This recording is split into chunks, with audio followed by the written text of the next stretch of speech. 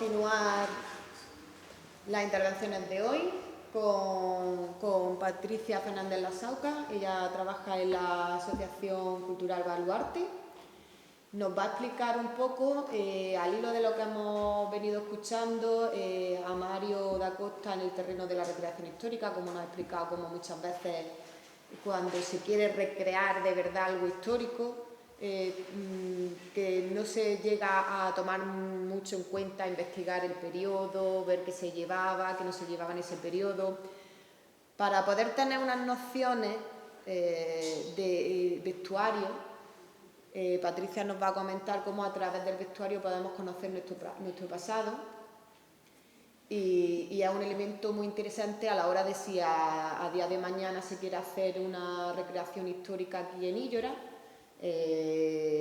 pues es un aspecto importante a tener en cuenta, porque en definitiva lo que estas jornadas pretenden es hacer una acumulación de conocimiento que sirva al municipio para tomar la decisión de qué queremos hacer aquí en Illora, cómo lo queremos hacer y dónde lo queremos llevar.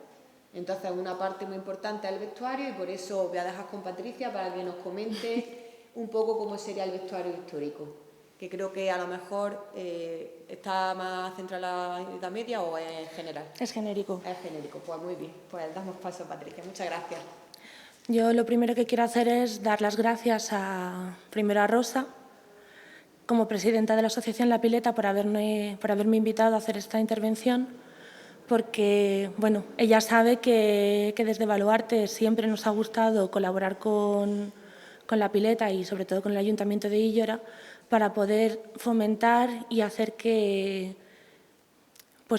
la reconstrucción histórica, la recreación histórica y poder recuperar, ¿no?, como decía Mario, esa historia que muchas veces tenemos un poco perdida o tenemos un poco desvirtuada, ¿no?, por un poco el devenir, ¿no?, que ha tenido durante mucho tiempo en la historia de España, ¿no? La historia medieval la tenemos sobre todo muy romantizada hacia la conquista, ¿no?, o hacia esas batallas épicas.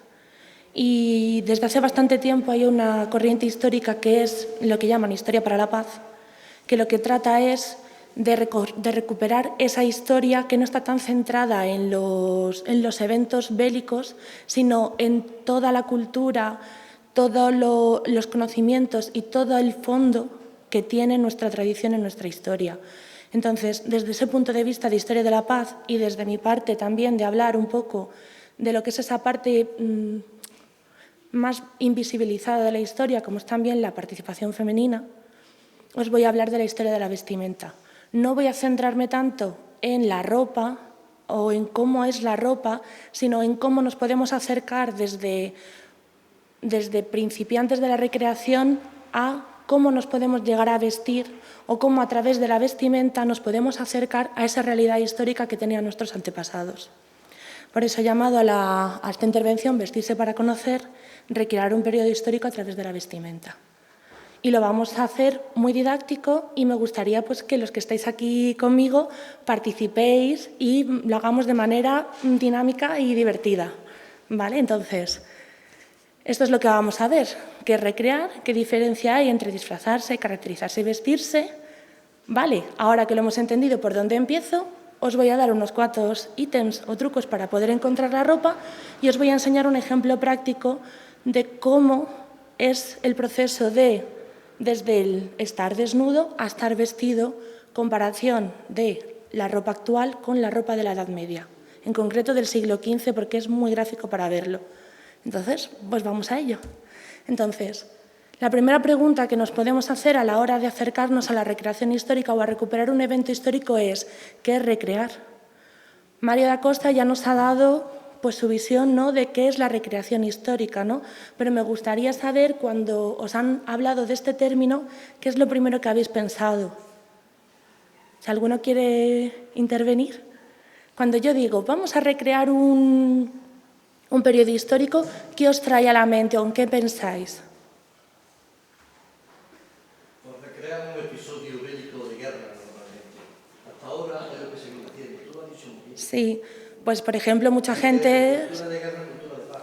Claro, mucha gente, cuando se habla de recreación histórica, sobre todo por esta zona, se recuerda mucho, pues, por ejemplo, los eventos de las guerras napoleónicas que se hacen en Bailén o la reconstrucción un poco de la toma de Granada, ¿no? Se habla un poquito de eso, ¿no?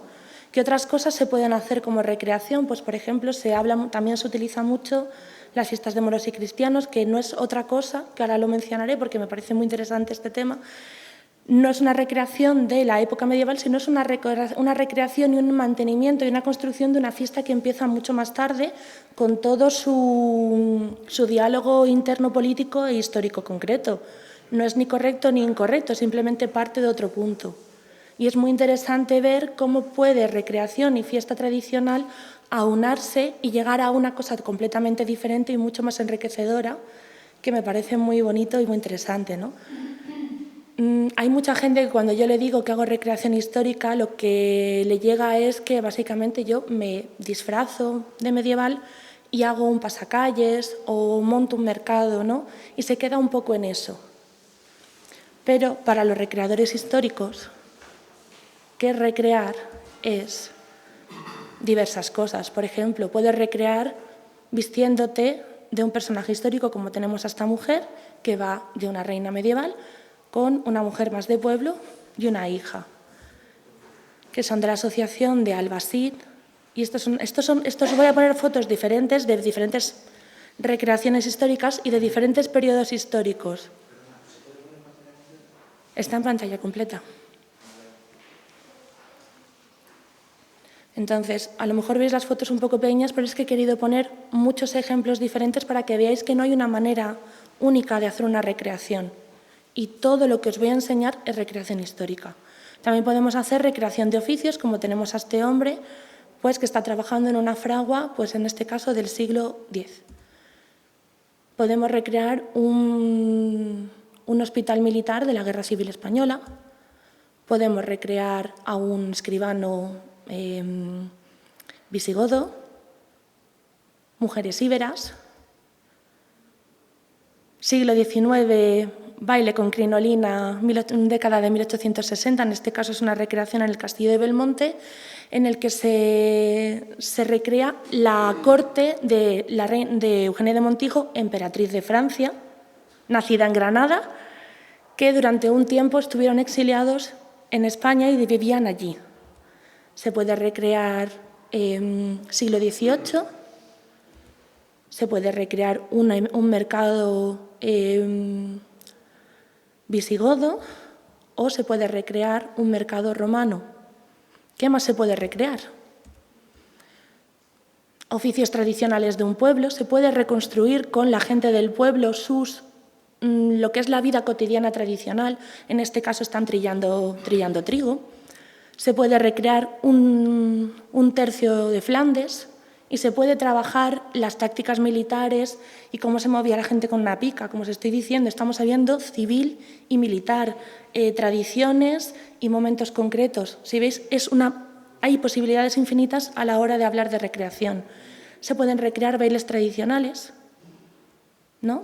Se pueden recrear batallas, se pueden recrear batallas romanas, batallas medievales, cómo funcionaba un ejército o no. Incluso recrear puede ser salir en la nevada histórica de Filomena a pasear con tu traje de 19 sobre la nieve. Por lo tanto, entonces, ¿qué es recrear? Pues una recreación histórica no es más que la puesta en escena de un momento histórico con todo lo que ello conlleva. Y ahí es a donde vamos. La elección del momento y qué es lo que vamos a hacer y cómo lo queremos llevar ya es cuestión de cada grupo o cada pueblo. Entonces, ahora que me voy a poner a recrear, pues vamos a ver un poco la diferencia entre disfrazarse, caracterizarse y vestirse. Estos tres términos, cada vez que yo hablo de vestimenta de recreación, me generan mucha confusión a la gente con la que lo hablo y me cuesta mucho explicar qué diferencia hay, porque normalmente la gente no entiende cuál es la diferencia entre disfrazarse, caracterizarse y vestirse. Entonces os lo voy a explicar con las definiciones de diccionario, porque nos dan claves muy concisas de qué es lo que estamos haciendo y os voy a poner ejemplos. ¿Vale? Entonces, ¿qué es un disfraz? Un disfraz es un artificio que se usa para designar algo con el fin de que no sea conocido o vestido de máscara, que sirve para las fiestas y saraos, especialmente en carnaval, o simulación para dar a entender algo distinto de lo que se siente. Por lo tanto, disfrazar o disfrazarse se trata de desfigurar la forma natural de alguien o de algo para que no sea conocido, o disimular, desfigurar con palabras y expresiones lo que se siente, o vestirse de máscara. ¿Es correcto o incorrecto? No, es simplemente la acción de disfrazarse. Se trata de figurar que eres una persona diferente a la que eres en un momento dado.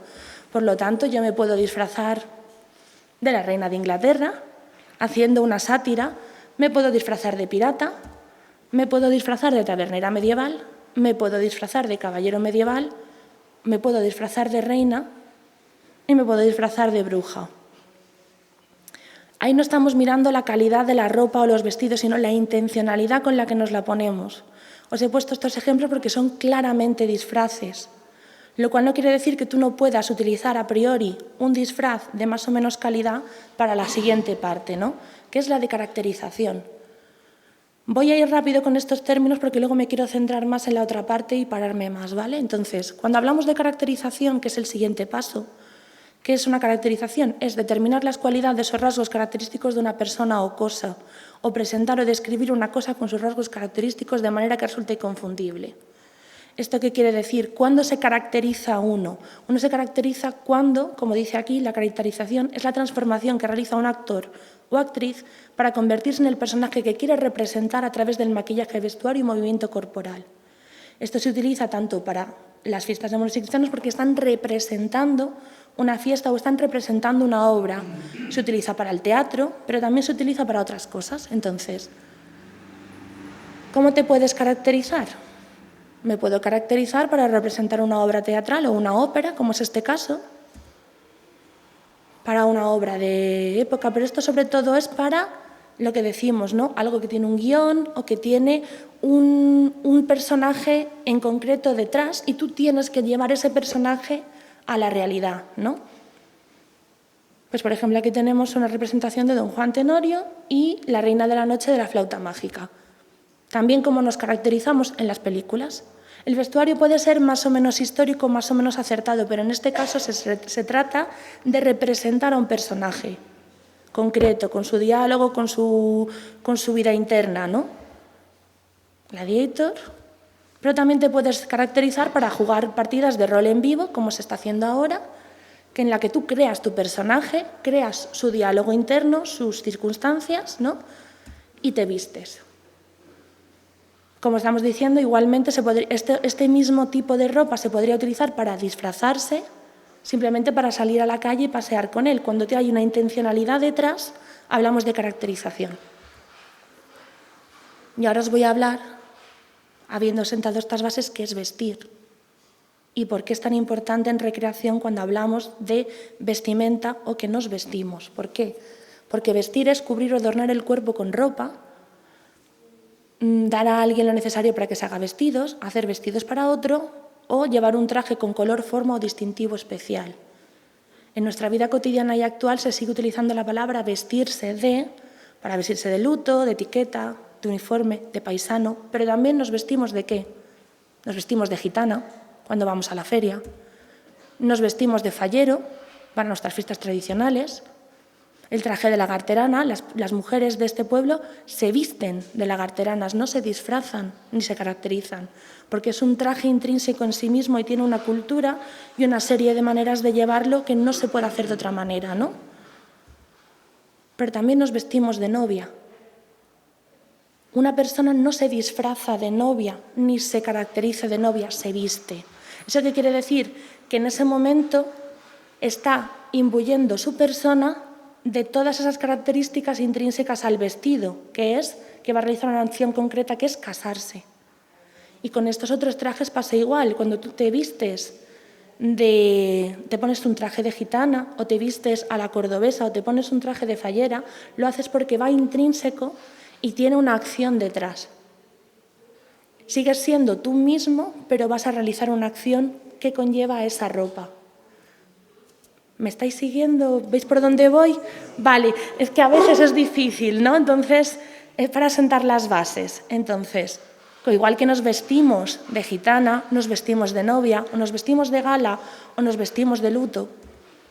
también nos vestimos de recreadores, porque en este caso realizamos el acto de vestirnos y nosotros mismos, como nuestra persona del siglo XXI, intentamos llegar a la realidad histórica a la que queremos a través de esa ropa. Y la manera de prepararnos nosotros para serlo es vestir nuestro cuerpo con esas prendas para poder sentir lo más cercano posible a cómo se sentiría una persona de ese periodo.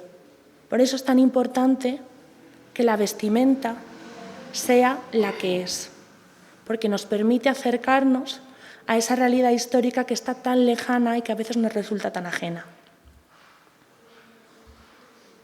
Os voy a poner un ejemplo práctico de diferencias de disfrazarse, caracterizarse y vestirse. Yo me puedo disfrazar de Abraham Lincoln, me puedo caracterizar de Abraham Lincoln o puedo recrear a Abraham Lincoln.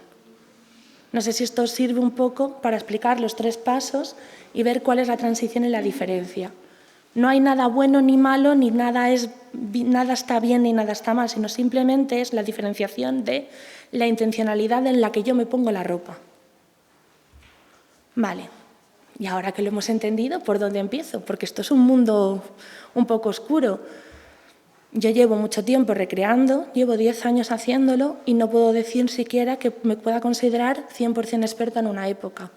Pero sí os puedo hablar un poco de cuáles son los pasos que yo seguiría a la hora de iniciar, ¿no? Entonces, lo más importante de todo es decidir qué periodo voy a recrear, porque la historia es muy amplia. Y cuando hablo de qué periodo voy a recrear, no me refiero a un periodo muy amplio. Ahora vais a ver por qué. Tú puedes decir, vale, voy a recrear la historia de Íllora, porque estamos hablando ahora mismo de aquí, del siglo XV. ¿Por qué? Porque el castillo es de siglo XIV hasta siglo XV. A lo mejor nos interesa la historia de, a partir de la toma, historia cristiana, y voy a recrear a partir de 1486, ¿verdad, Rosa? A partir de 1486. Por lo tanto, ¿qué periodo voy a recrear? 1486, a lo mejor hasta 1492. Tenemos que marcar la horquilla bien. ¿Qué voy a hacer? Recreación civil o militar. Porque entonces voy a definir qué vestimenta voy a utilizar. Porque tanto entonces como ahora, la vestimenta que llevamos nos habla de la persona que la lleva, nos dice su grupo social, nos dice su sexo, nos dice si son más ricos o pobres, o incluso qué oficio lleva, ¿no?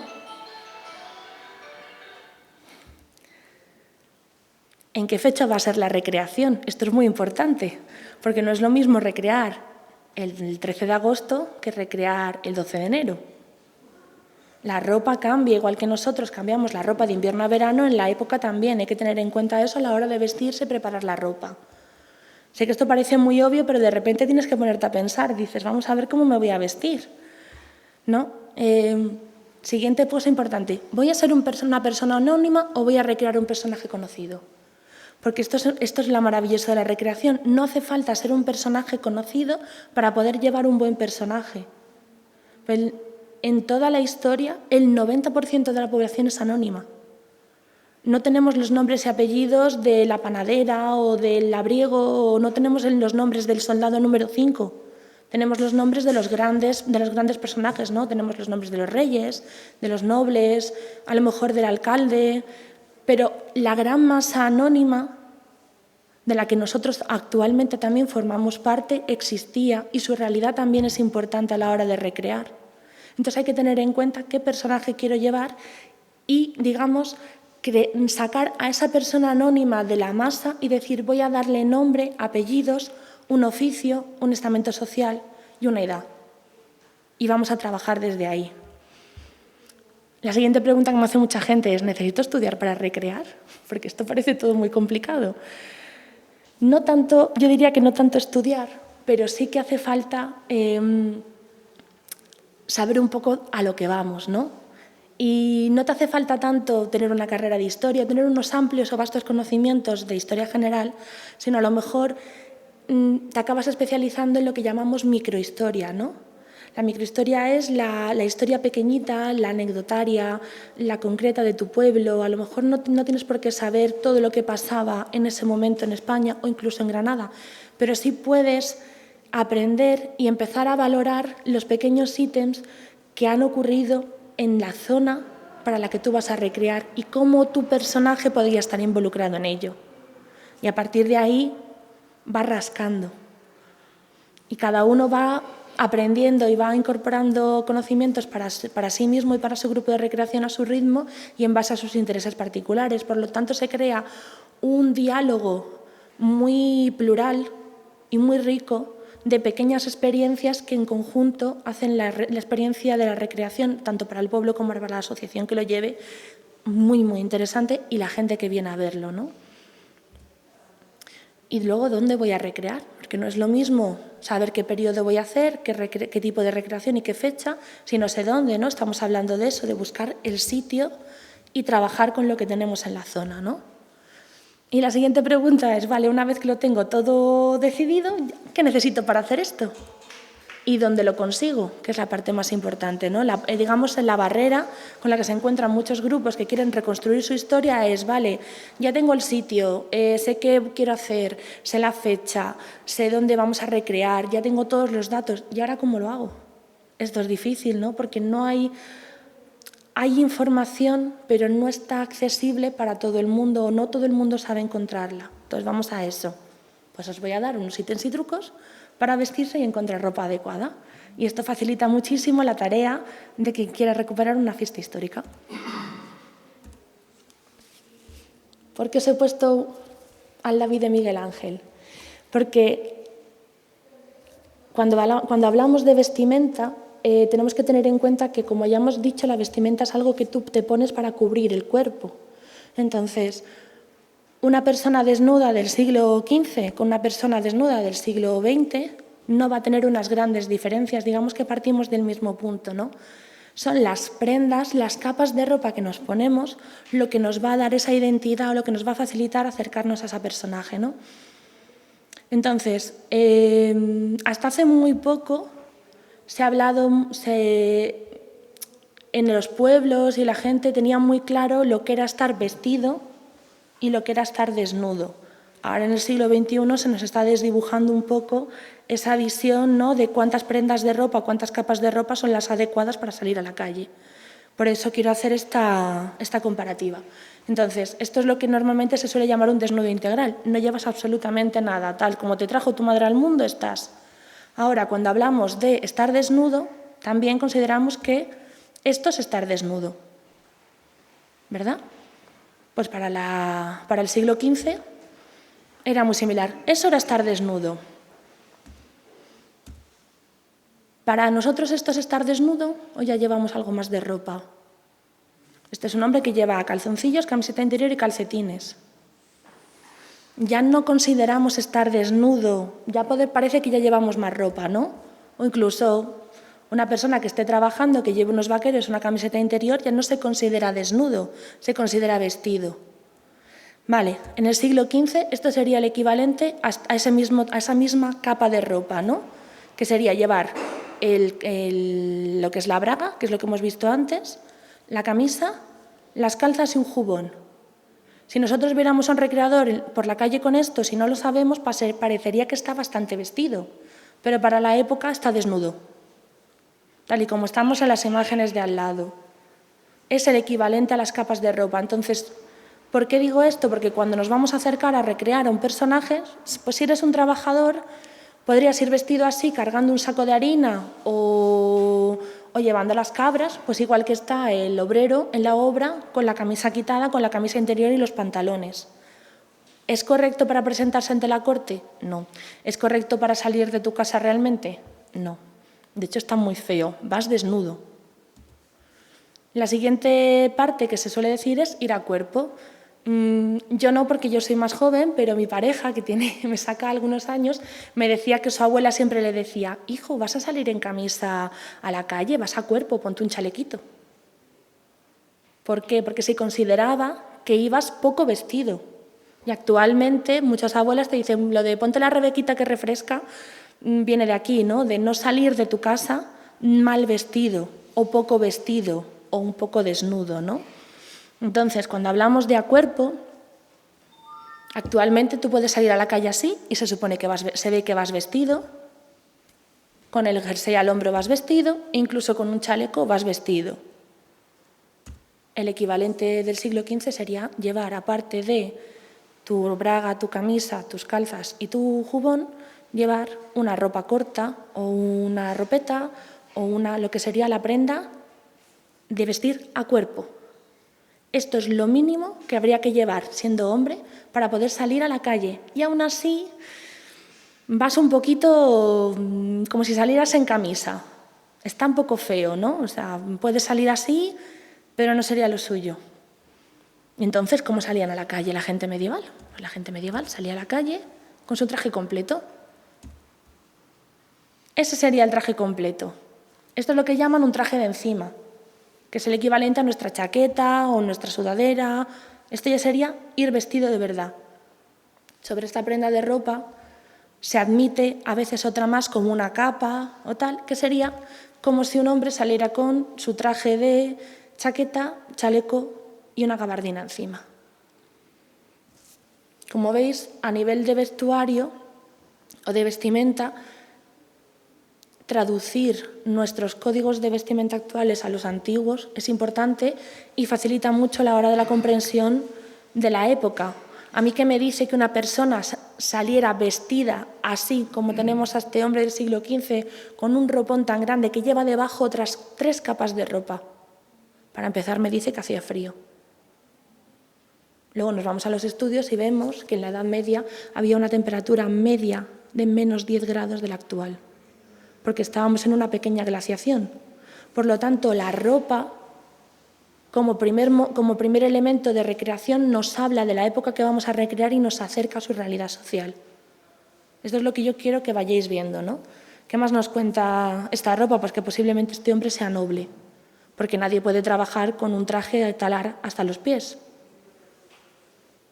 ¿Y qué más nos dice esta ropa? Al ser oscura y estar bien teñida también nos habla de una alta posición social, porque esos tipos de tintes no se podían conseguir de manera normal, requería una serie de procesos y mordientes que encarecían mucho la tela. Entonces, igual que las otras 2 fotos nos dicen que esos 2 hombres actuales, ¿no?, son personas o que tienen dinero, o que tienen un estatus alto, o que trabajan en una oficina, o que van a un sitio elegante, la ropa medieval también nos habla. La ropa histórica también nos habla, solamente que hay que averiguar cuáles son los códigos que nos está transmitiendo. ¿Por qué os pongo esto? Antes hablábamos de que es importante hablar de la fecha. Cuando se habla mucho de recreación, y esto todavía es una lacra en este mundo, se dice mucho que en época medieval, 50 años arriba, 50 años abajo, no supone una gran diferencia a la hora de vestirse. ¿Esto qué quiere decir? Pues que tienes gente que te está recreando una fecha de 1492 y está llevando ropa a lo mejor de 1430. Y ahora os voy a enseñar, dicen, bueno, es medieval, da igual, ¿no? 50 años arriba, 50 años abajo. Porque es importante lo de las periodizaciones a la hora de hacer la ropa y recrear la época. Pues os voy a enseñar 2 cuadros. A la izquierda tenéis un cuadro de 1490 y podéis ver un poco pues, la ropa de los hombres, ¿no? Las calzas son ajustadas, el jubón es corto, las mangas son un poco abullonadas pero no mucho, ¿vale? Y al lado tenéis un cuadro de 1545. Son 45 años de diferencia. Aunque está cortado no se ven las piernas, pero ya se ve, si os fijáis, que el jubón, el faldón es más largo. Lo que se asoma por el jubón es una prótesis que se ponían en los pantalones en esa época porque era muy importante remarcar el miembro viril, cosa que previamente no hay. La ropa de encima, las mangas son muy abultadas. La moda en las barbas y en los pelos cambian. En el siglo XV se lleva el pelo largo, en el XVI se lleva corto. Y eso nos habla de los cambios de moda, pero vosotros me podéis decir, bueno, pues Patri, yo no veo mucha diferencia de una foto a otra. Tú la ves porque eres experta, pero yo no veo nada. Pero es como si yo te digo que la foto de 1945 es igual a la fecha de 1990. La primera foto es un grupo de aliados con una bandera nazi y la segunda es de la Primera Guerra del Golfo. Os he puesto uniformes militares porque son un poquito más estáticos y aún así veis que hay grandes diferencias en los materiales, en los bolsillos, en los cascos, en las armas, pero es que es más, os he puesto a dos a una mujer vestida en la moda de 1945 y a unas chicas vestidas en la moda de 1990. Si alguien con la ropa de 1990 apareciera mágicamente en 1945, bonito no sería lo poco que le dirían, ¿no? Chocaría muchísimo. Sería una persona que llamaría mucho la atención. Igual que si una persona de 1945 se trasladara mágicamente a 1990, ¿verdad?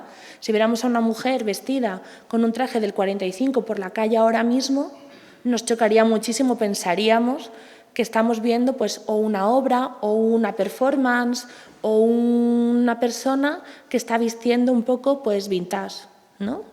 No sería una persona integrada en la sociedad. Por lo tanto, la fecha y la ropa es importante en su contexto. Porque hay un mito, ¿no?, de que la moda cambia muy rápido a partir del siglo XX, pero es mentira. La moda en Europa cambia muy rápido por décadas durante toda su historia. Lo que pasa es que los cambios a nosotros no nos son perceptibles porque no tenemos el ojo hecho. Por eso es importante ver muchos cuadros, ver mucha documentación, porque vas empezando a ver las diferencias y ves cómo va cambiando la cosa, ¿no? Y los detallitos de la ropa. Entonces, vale, ya tengo claro que no puedo... ¿No? Hemos dicho, ya tengo claro las capas de ropa, ya tengo claro que no puedo recrear con muchos años de diferencia. Vale, pero yo sigo sin saber muy bien cómo hacerlo, porque no soy una persona experta en el tema. ¿Cómo me puedo acercar al mundo de la recreación de manera rápida y fácil para ir empezando?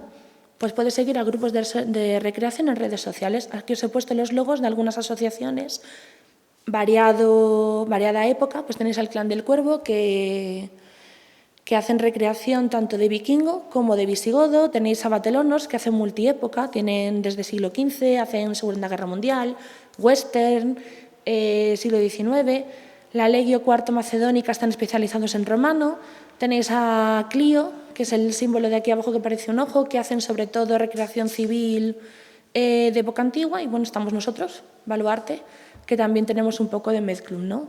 Hay muchas más asociaciones. Pero lo bueno que tienen las asociaciones de recreación histórica es que como trabajan tanto en su ropa y trabajan tanto en su material, publican muchas fotos y te dicen en qué evento y de qué fecha lo están usando y te sirve de referencia para empezar. Por lo tanto, es una manera muy fácil de, digamos, ¿cómo es eso?, ¿no? De la vida imita el arte imita la vida, pues el recreador Nobel imita al recreador senior y el recreador senior luego aprenderá del recreador Nobel. Esto es un continuo diálogo, ¿no? ¿Qué más se puede hacer? Buscar imágenes e información en libros especializados y blogs. Como bien ha dicho mi compañero, la recreación hasta hace muy poco era especialmente militar, por lo tanto, prácticamente todas las revistas especializadas que hay sobre el tema pues tienen que ver con la cultura militar. Entonces, pues tenemos Militaria, tenemos Despertaferro, Almenara o Los Osprey. Pero lo bueno que tienen estas publicaciones es que traen tanto material original como láminas y fotografías de grupos de recreación que nos pueden ayudar a ver y a aprender algo de la ropa, ¿no?, o del periodo que queremos recrear, y nos sirve un poco de referencia porque a veces desde un cuadro, desde un grabado es muy difícil, sobre todo el mundo musulmán. Al principio sé que tenían representaciones de figura humana, pero luego al entrar todos los reinos de taifas, ¿no?, se ponen muy estrictos con el tema de la representación humana e incluso se destruyen muchas representaciones y por eso no tenemos tanta información gráfica, ¿no? Pero esta gente pues, se ha basado mucho pues, en escritos y en ropa de otras zonas que han mantenido tradiciones árabes y se intenta hacer una recuperación, por lo tanto pues, nos facilita bastante el trabajo. Y luego os he puesto ahí 3 enlaces a diferentes blogs, ¿vale? Que hablan de temas de historia general, pero te pueden también ayudar para recuperar información que de otra manera a lo mejor sería más difícil o más laborioso encontrar. Opus Incertum Hispánicos es un blog especializado en vestimenta y va por puntos. Entonces tienes monográficos de camisa, monográficos de jubón, monográficos y va por épocas. Por lo tanto, está muy bien. Recreación Historia tiene más pequeños ítems de monográficos de historia y la Casa del Recreador es una página de venta de ropa medieval más o menos histórica, tienen un poquito de todo, pero tienen un blog en el que participa gente que tiene trabajos muy interesantes. Y con esto pues ya podrías empezar a recrear tu periodo histórico favorito. Y esto es todo por mí. Vale.